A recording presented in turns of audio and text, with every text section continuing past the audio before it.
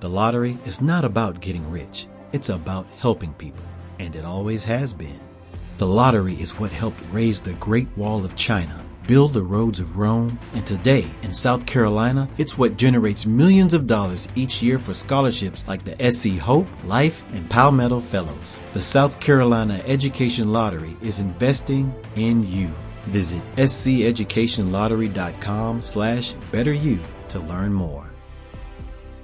Hello, it is Ryan, and I was on a flight the other day playing one of my favorite social spin slot games on ChumbaCasino.com. I looked over at the person sitting next to me, and you know what they were doing? They were also playing Chumba Casino. Coincidence? I think not. Everybody's loving having fun with it. Chumba Casino is home to hundreds of casino-style games that you can play for free anytime, anywhere, even at 30,000 feet. So sign up now at ChumbaCasino.com to claim your free welcome bonus. That's ChumbaCasino.com and live the Chumba life. No purchase necessary. VGW. Void where prohibited by law. See terms and conditions. 18+. You're listening to Later with Mo Kelly on demand from KFI AM 640. And if you are not familiar with me, I worked some time in the music industry. This was early to mid 1990s through the early to mid 2000s. At the time of my life.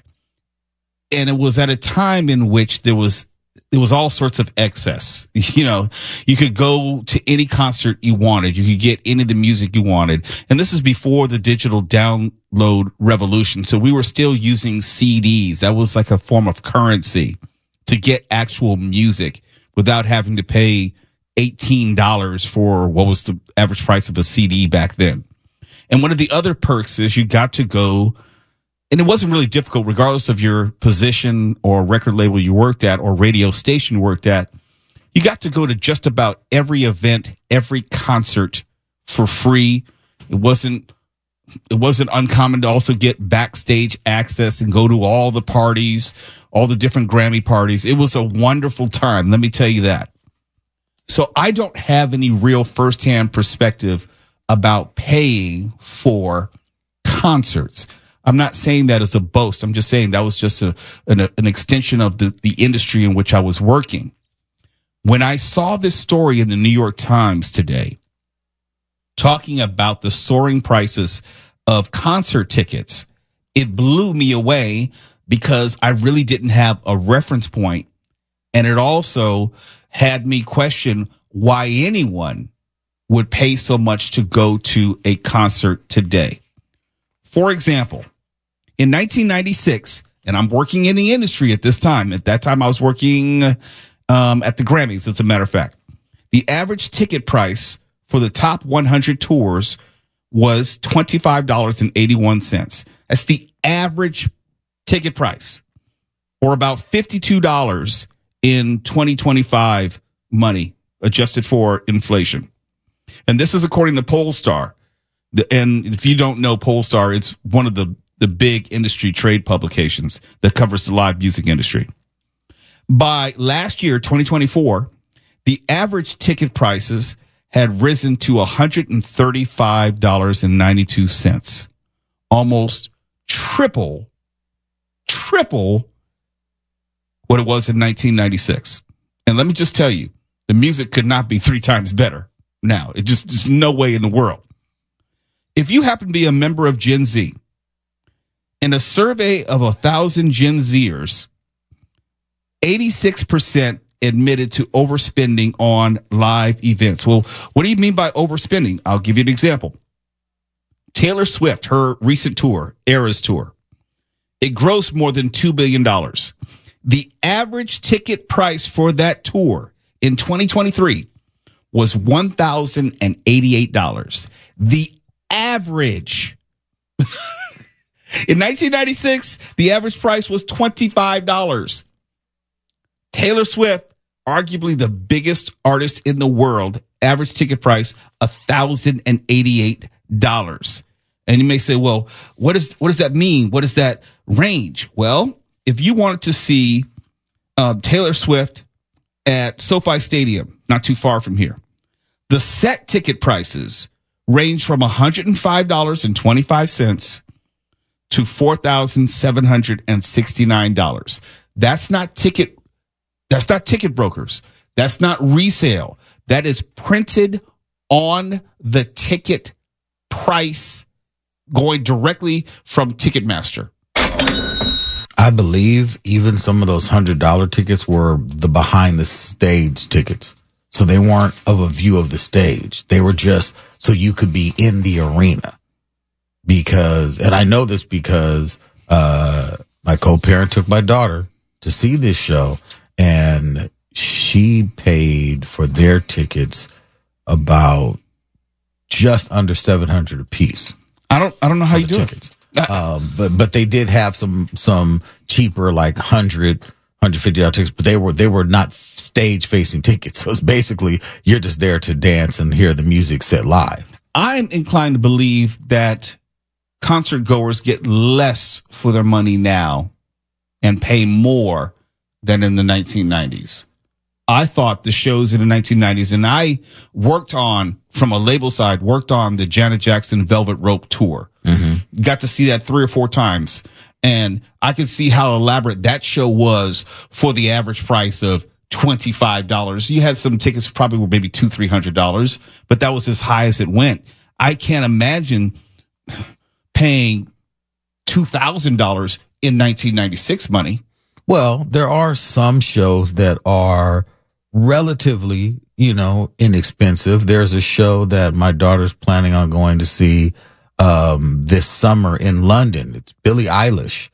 Billie Eilish in London at the the O2 Arena. Mm-hmm. And they have the most expensive ticket is $640, while the least expensive is around $250. I remember we covered a story, and I think it was in regard to Beyonce's tour, where people were willing to spend the money to go to Europe because the tickets were less expensive for the European portion. I think it was Taylor Swift. Taylor Swift? It was Taylor Swift. Yeah. Taylor Swift. That's the first thing I thought when you said Billie Eilish in London. I'm like, it was probably cheaper to go there. Yeah, so why not? It is, because the tickets here in the States when this show comes are astronomical. They were in the thousands. It is literally cheaper all in to fly to London, get a room, and go and see this little girl perform than it is to go and pay for all the parking, all the merchandise, all of this, that, and the other here in just Southern California. I don't know. And the reason I'm talking about this, I wonder what would be the driving force, the motivation to go to concerts today. And yes, I'm biased. I seem to think that concerts today are not, with the exception of the high end, where you have the super pyrotechnic shows, and Taylor Swift show is like none other. So it really doesn't apply to her. But I'm saying as an industry, I don't know why people will want to spend all this money to see a lot of these artists when it probably doesn't compare to decades before. We are biased, though, Mo. We are biased. I mean, once and I also have more money in my bank account because I've been spending $5,000 on Taylor Swift ticket. Well, you raise a question with that. If it's really true that 60% of Americans are living paycheck to paycheck and X% don't have a $400 surplus for an emergency, who's going to these shows? Well, my question was, since the economy was so freaking horrible in the past 2-3 years, how in the hell did Taylor Swift sell out every show, and Beyonce? I mean that to say, when the economy is actually poor, entertainment suffers because entertainment is supposedly extra, disposable, discretionary money that you have. Right. So are people just running themselves into debt to go to these, or are we getting some Elysium type of divide where only rich people can go to shows anymore? Yes. Yeah, I was going to say. Yes. Thank you. The only thing I was going to say was I was talking to Sketch about Taylor Swift, and he watched a whole concert on his VR headset at home. And it's like, that's the best way to do it, probably. Because that might be the future. Because I remember you were talking about it, Mo, when we had the guest on, and it was like you guys felt like you were on the field watching that game. Yes. Oh, Adam. Mm-hmm. Adam. Mm-hmm. And so, that's I think what's going to happen eventually, because there's no way you can afford that. Hey, real quick, while we are talking about music and concerts and performers, we'd be remiss if we did not mention the passing of R&B icon, just a really, really great voice and person within the music industry, Miss Angie Stone, who passed, and today Roy Ayers.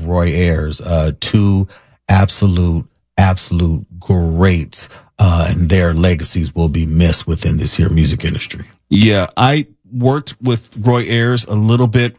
He did a lot of work on Eric Beday's second album with the song Spend My Life With You. He did a lot of work, so we had a chance to interact, and he's one of the great jazz vibraphonists of all time. I met Angie Stone when she first came back from being a rap artist way back in the late 70s and the early 80s. On her first album, she did her run of shows here in LA. I was invited to go to her concerts, just to kind of get a taste of her music and her sound. And I was absolutely floored. And it was because of how cool she was and how beautiful a person she was. So open, so sharing, so down to earth, that I fought hard for each and every record she released to get played on the radio. It's interesting because she started out as a rapper and became a neo-soul star. Yeah. Yeah. And that's what I most appreciated her. I only met her once, but salt of the earth, one of the warmest people. You would never know that. Put it this way, her talent was bigger than her ego. Oh, by far.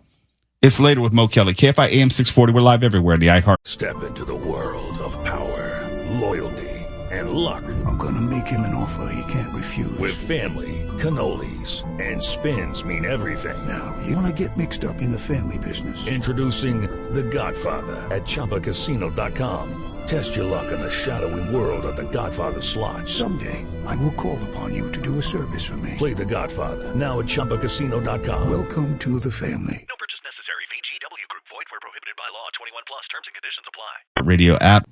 You're listening to Later with Mo Kelly on demand from KFI AM 640. This is just going to be another reason for Mark Ronner to never get on a cruise ship, unfortunately.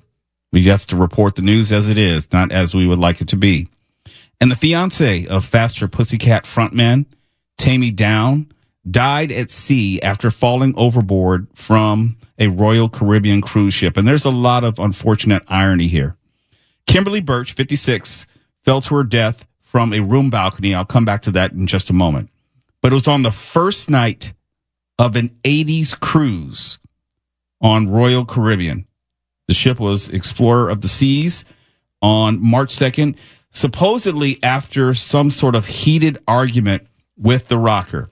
We've talked about cruises here any number of times, talked about how I've been on, 6 or 7 cruises, got Tuwala to go on his first cruise, and there were some general rules we told people to live by.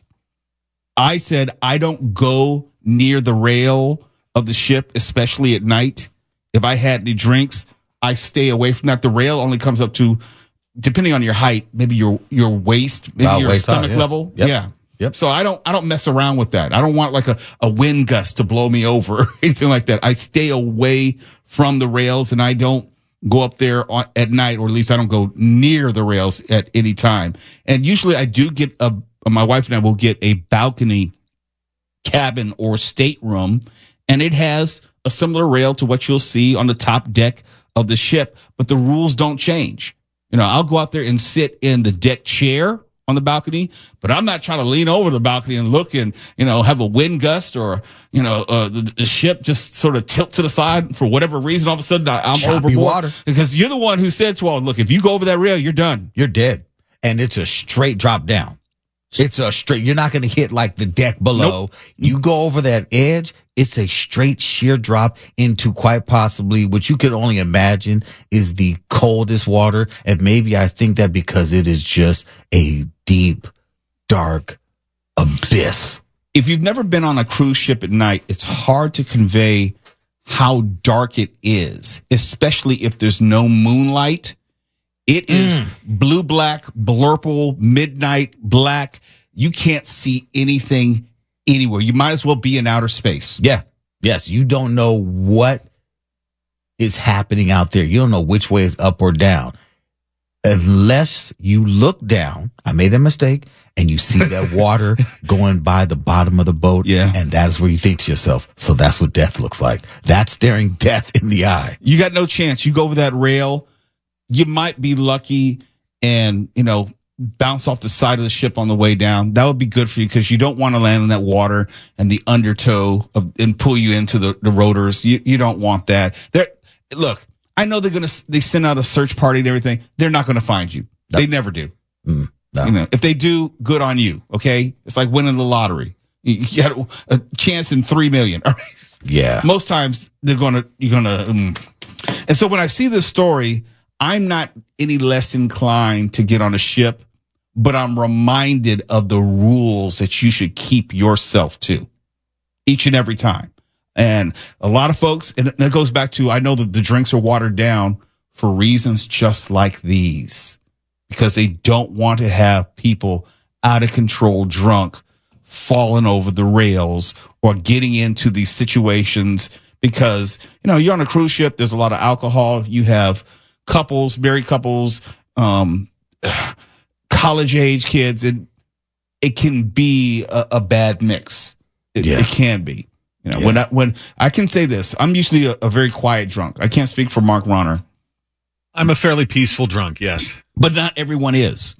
You know, you get the angry drunks, you get the couple which is already arguing with each other the first night, and this seemed to be something that happens the first night. Could you imagine being on that cruise ship and you know someone has gone overboard the first night, and it's the fiance of an 80s rocker on an 80s cruise? That would kind of kill it for me. No pun intended, but, you know, not to sound selfish, but that would probably ruin the stay vacation. In the room the rest of the trip. Yeah. I don't think I have another drink after that. Come for the norovirus and the grotesque environmental damage, and stay for the. Oh, come on! Okay. That's raining a little too much on this here parade. Okay, one person died. All right, it happens. Sure. I mean, it does. What do you say? It does. Sure. Yeah. I mean, there are people who don't pay attention. People who like to get loose. And it's not inherently dangerous. I would say it's basically a hotel that just happens to be on water. And if they were at a hotel and she unfortunately fell across a balcony at a stationary hotel, the result is the same. And way outside of Russia, that doesn't happen a lot. Are you kidding?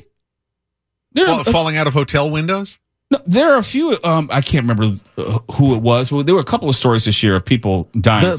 The one singer from the band. Yes, he just went. He just went over there. One Direction. Yes, thank you. Yeah. No, or did they find him in the room? I was going to say somebody died in that night. But the way you guys describe it takes a lot to even get to that part of the ship. Well, no, it depends. This has happened outside their cabin. If you can get a cabin with a balcony attached. Oh, okay. You get a private balcony. But I know this because we always do. But there are on the lower decks, especially on the lower decks, where they have all the deck chairs and it's just all facing the water, and it's not much out there. It's a relatively easy trip down.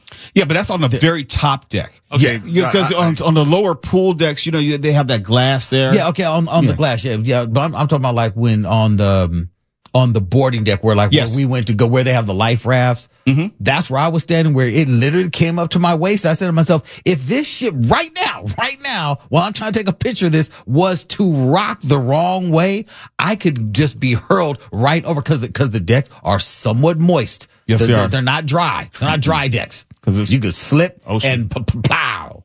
You're gone in the water. Just like the movie Friday. That's your ass, Mr. Postman. Now, I have an important question here because I've never been on one of these things. And of course, you two are pros. Do they not require you to walk around with those kind of clip wire things like the Golden Gate bridge workers have? No. Every place you go, you have to be clipped to something? No, there's no type of leash. You're just out there. There's no life jackets that you're walking around with where if you accidentally go and you're just nope. Oh, I don't like that. You go over, you better hope someone was out there drinking and saw you go over. That could alert someone, because at night, especially at night when everyone's on the inside, you do have a few people who want to walk outside and kind of take pictures or smoke. They want to go out on the deck stuff.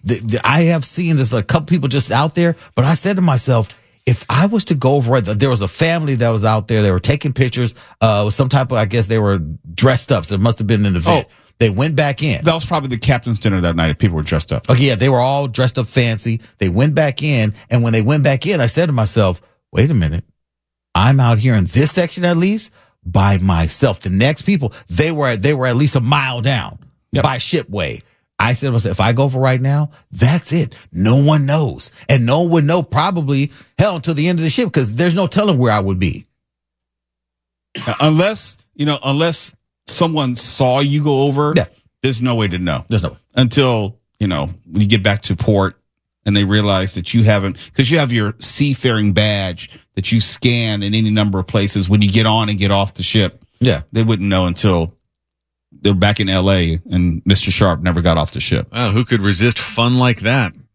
I mean, I want to go again. Yeah. It's adult entertainment in the sense of you have to use good common sense.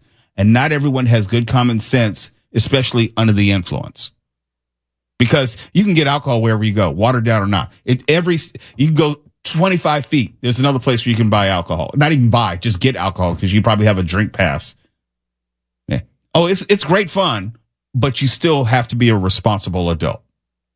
Pass. I am a responsible adult. I can't speak for Mark Ronner. Not so much, no. KFI AM 640 live everywhere in the iHeartRadio app. We're going to talk about movies and movie theaters and how streaming, in a way, might be helping movie theaters. We'll tell you about it in just a moment. You're listening to Later with Mo Kelly on demand from KFI AM 640.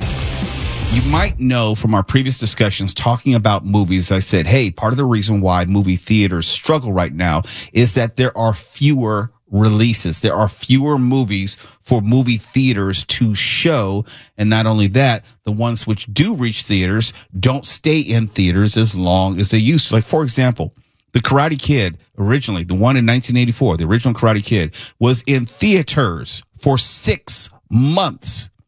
You'll be hard-pressed to find a movie to stay in theaters for 6 weeks now. And if you wonder about the totality of releases, even though theaters have had more movies to show in recent years, we're still below 2019 levels as far as numbers of movies which are available for movie theaters to show. We're still not even caught up to pre-pandemic levels. And now you're going to see a tide turning in a way. Cinemark CEO Sean Gamble is very optimistic about the film industry, if only because there are certain streamers such as Amazon MGM, which are making a concerted effort to not only offer streaming movies, but also theatrical releases. For example, I bet you didn't know this, Mark, but at the end of the month, we have the opportunity to interview director David Ayer. Oh, and he's for what? There's a new Jason Statham movie. And if you don't know, David Ayer directed The Beekeeper, also with Jason Statham. And it's called A Working Man. They've just started releasing the promos and ads for that. And so we've been cleared to do an interview with the director of the movie. And it's coming up, I think it's released in theaters on March 28th. The reason I bring that up is because it's Amazon and it's a theatrical release. So you will see more and more streamers making the concerted effort to not only offer streaming offerings, but theatrical offerings, because movie theaters have a space and place for these movies. It's a little bit of light at the end of the tunnel for especially mom and pop movie theaters, which may not have a lot to show in the first place.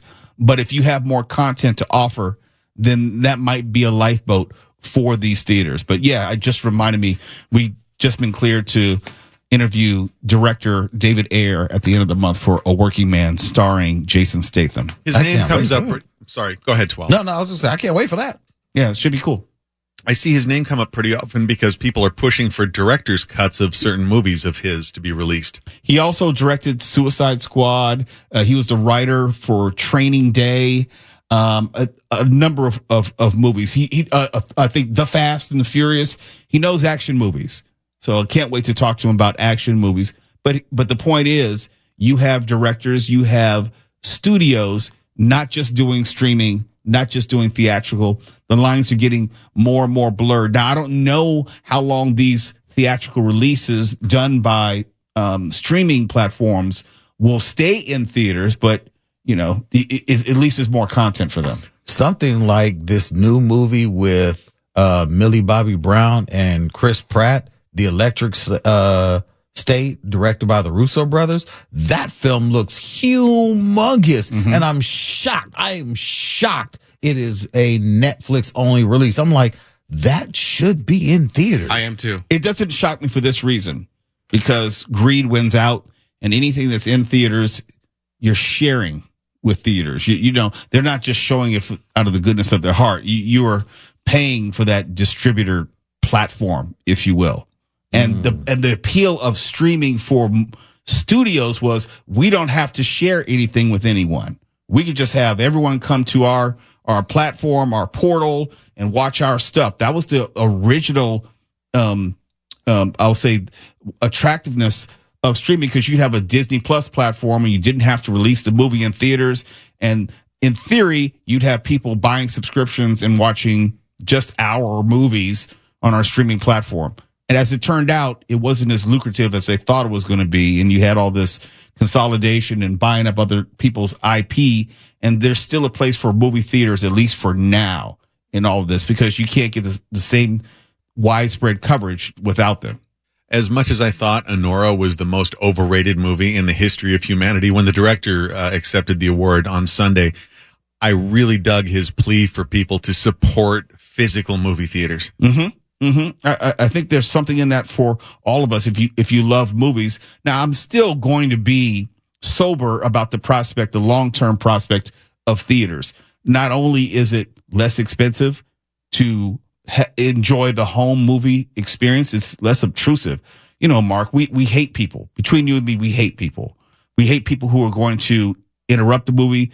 People are going to kick the back of our chair, rather not spend the money on the gas, and spending the time going to the theater and coming back. The fact that we as a group only go to the movies together once every 2 or 3 months, it's now down to a special occasion or a specific movie. I used to go to the movies 3-4 times a month, easy.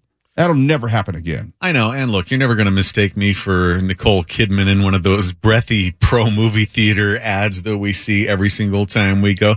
But I love movies. I've always loved going to movies. And it's too bad there's so much stuff there that makes them not as good experiences as before. But I mean, right up until the plague hit, I was going to the New Beverly twice a month because it's fun to have the shared experience. We come to this place for magic.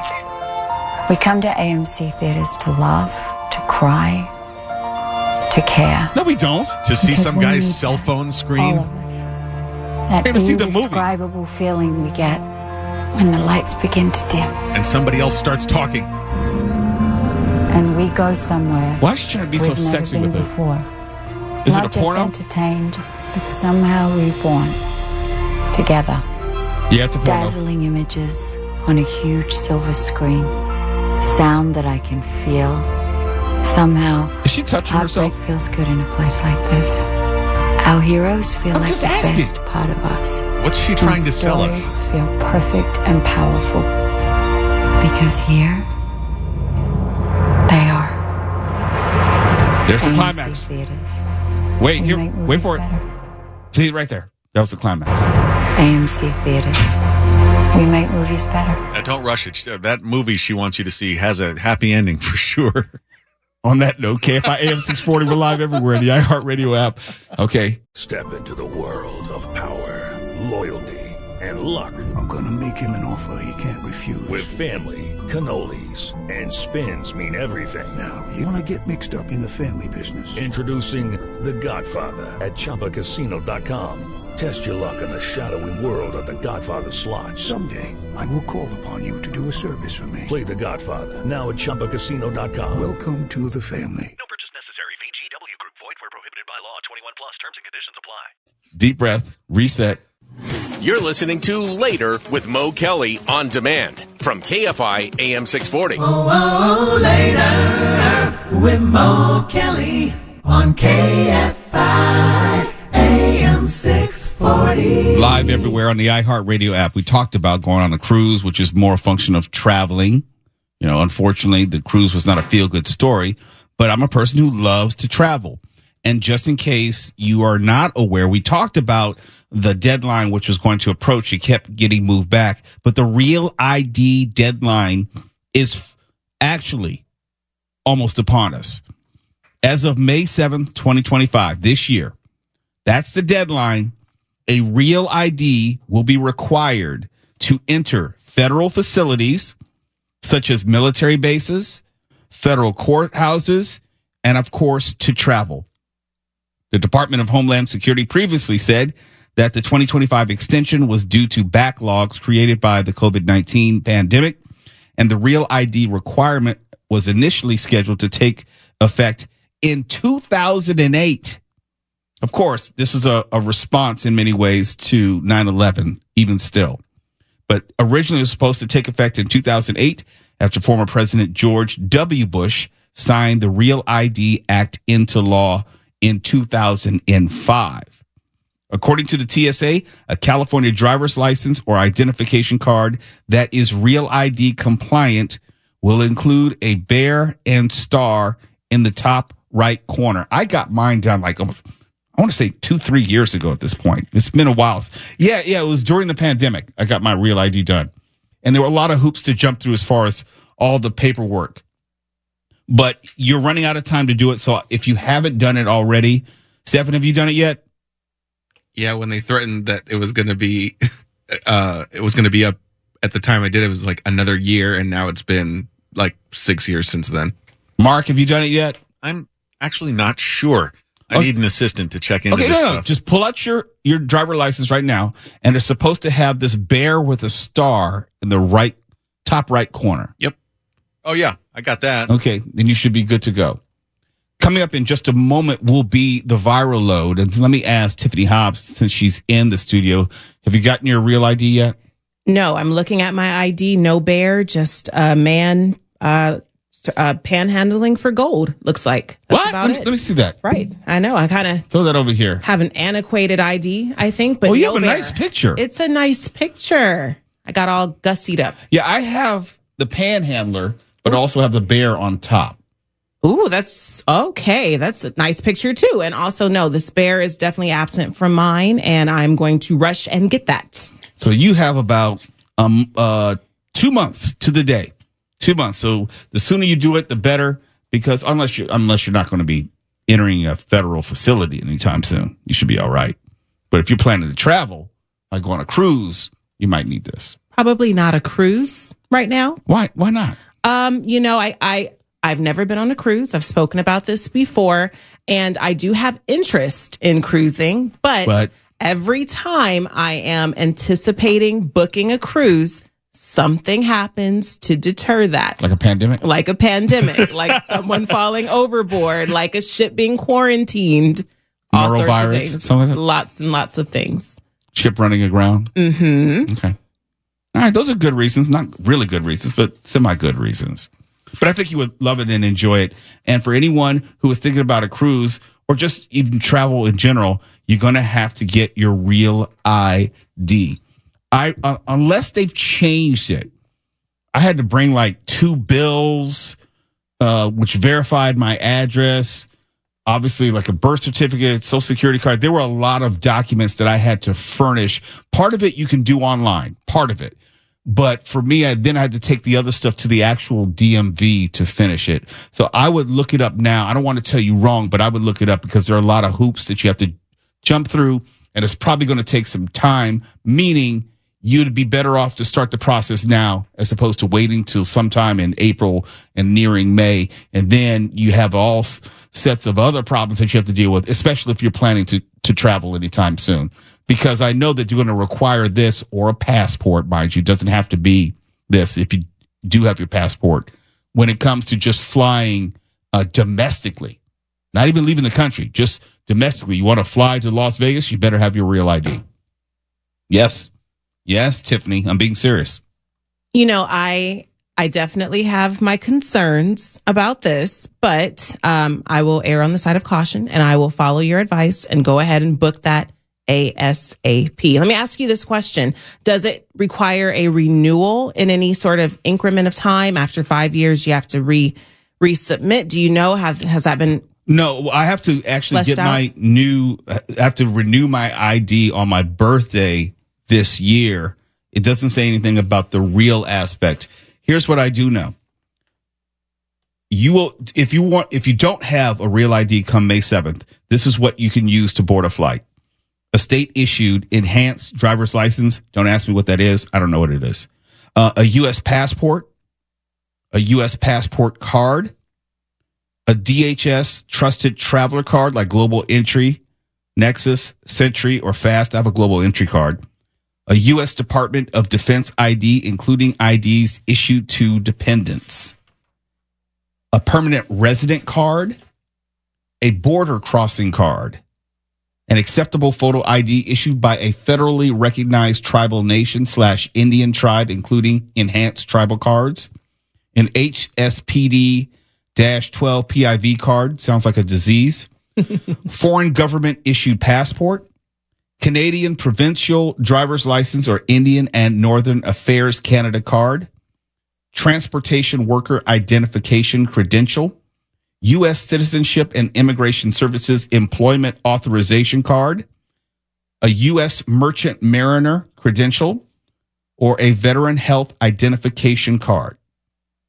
Or you can always go to the dmv.ca.gov and get more information about your real ID. But if you have your passport, like I do, or passport card, you should be okay. But be mindful, if you don't, you're going to need to get one of these documents or you will not be able to get on a plane anywhere in the United States. It's Later with Mo Kelly. KFI AM 640 live everywhere in the iHeartRadio app. Nothing gets past us. We are on it. KFI. And KOST HD2. Los Angeles, Orange County. Live everywhere on the iHeartRadio app. The lottery is not about getting rich. It's about helping people. And it always has been. The lottery is what helped raise the Great Wall of China, build the roads of Rome, and today, in South Carolina, it's what generates millions of dollars each year for scholarships like the SC Hope, Life, and Palmetto Fellows. The South Carolina Education Lottery is investing in you. Visit sceducationlottery.com/betteryou to learn more. It is Ryan Seacrest here. There was a recent social media trend which consisted of flying on a plane with no music, no movies, no entertainment. But a better trend would be going to ChumbaCasino.com. It's like having a mini social casino in your pocket. Chumba Casino has over 100 online casino-style games, all absolutely free. It's the most fun you can have online and on a plane. So grab your free welcome bonus now at ChumbaCasino.com. Sponsored by Chumba Casino. No